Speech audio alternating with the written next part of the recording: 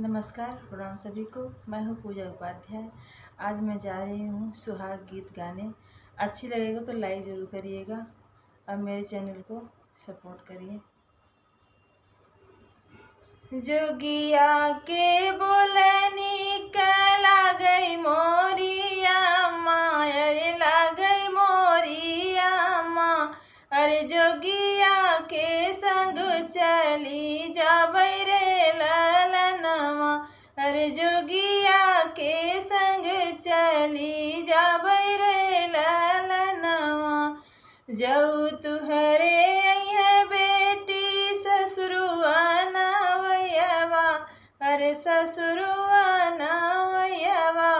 अरे कवन जवाब हम देबै रे ललनवा। अरे कवन जवाब हम देबै रे ललनवा।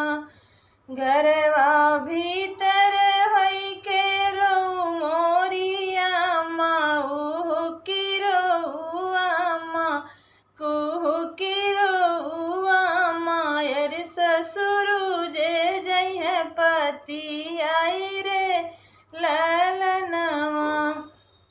जाऊ तुहरे अइहे बेटी भसुरुआ नवैयवा। अरे भसुरुआ नवैयवा।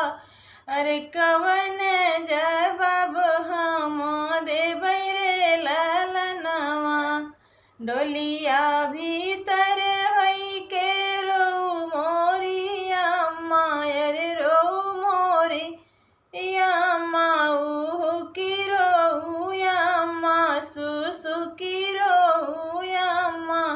अरे भसुरु जे जइहे पति आई रे ललनवा।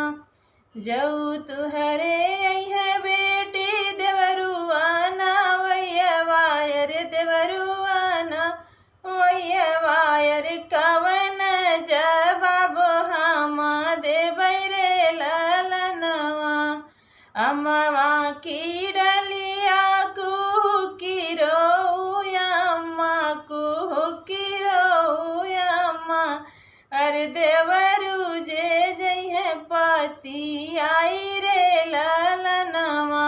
जोगिया के बोल